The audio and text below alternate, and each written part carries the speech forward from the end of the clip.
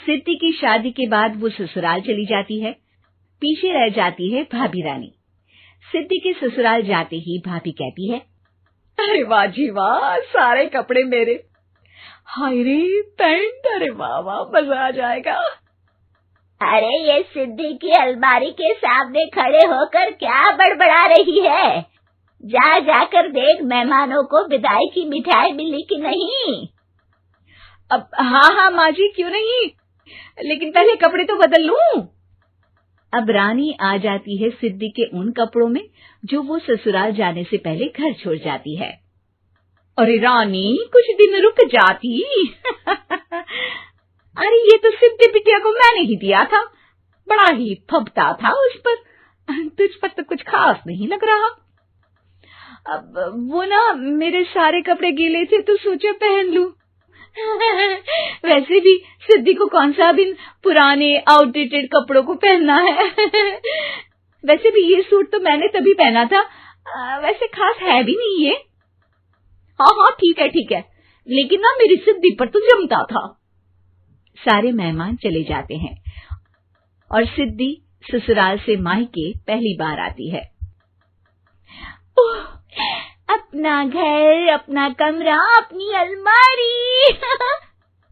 ये बोलकर जैसे ही सिद्धि अलमारी खोलती है तो सामने उसके कपड़ों की जगह कुछ और ही रखा होता है।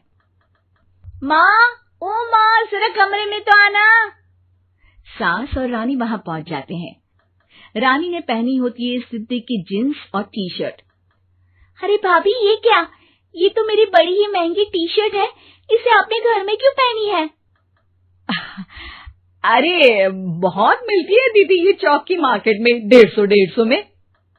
ओ भाभी प्लीज, ये एरोपोस्टल है, 2000 की एक टी शर्ट। ओहो, 2000 में तो दीदी 4 साड़ी आ जाए। अब क्या बोलूं? भाभी, ये मेरी अलमारी में छोटू के कपड़े, तो मेरे कपड़े कहाँ हैं? मेरी अलमारी में? अब दीदी आपको कौन से पुराने कपड़े पहनने थे? माना भाभी, लेकिन मैं जब घर आती तो यही सब पहनती ना। अरे तुम तो बड़ी कंजूस हो दीदी। खैर, वक्त आता है जब सिद्धि ससुराल के लिए रवाना हो रही होती है।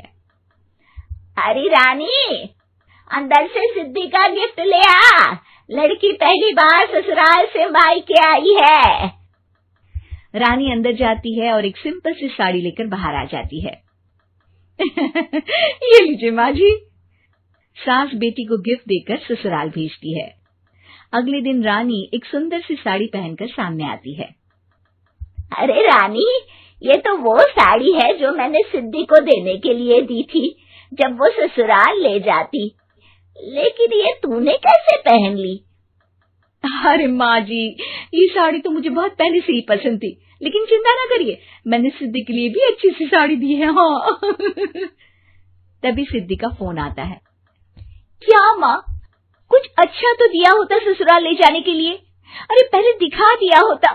यूं चमकते हुए पैकेट में नौकरानी वाली साड़ी मत दिया करो माँ। अरे बेटे, वो तेरी भाभी ने ना गलती से उससे पैकेट बदल गया। हाँ, मैं कल ही तेरे भाई के हाथ से तेरा वाला पैकेट भेज दूंगी। अरे रहने दो माँ, आई एम श्योर भाभी ने अभी वही साड़ी पहनी होगी जो तुमने मेरे लिए रखी थी। तुम तो समझ नहीं पाई उनको। खैर छोड़ो, मैं ज्यादा बोलती अच्छी नहीं लगती, रहने दो, आपको उन्हीं के साथ रहना है, फिर बात करेंगे। सास को रानी पर गुस्सा आ जाता है। वो उसके कमरे में जाती है जहाँ वो शादी का एल्बम देख रही होती है।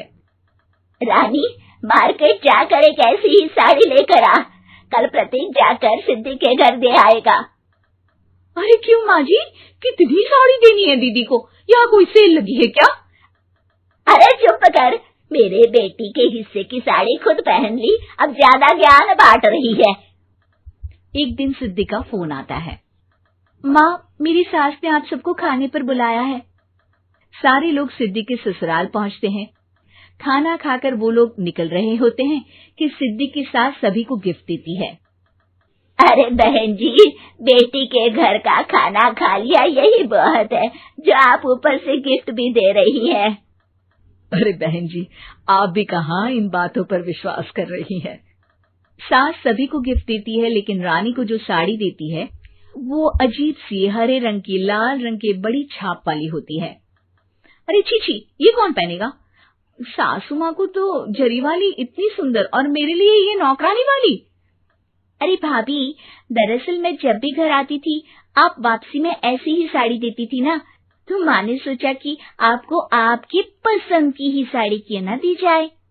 बेचारी रानी, बोलती भी तो क्या। सिद्धि और सास रानी का चेहरा देखकर हंसने लगती है, तो रानी समझ जाती है कि अपने ही बिछाए जाल में वो फंस चुकी है।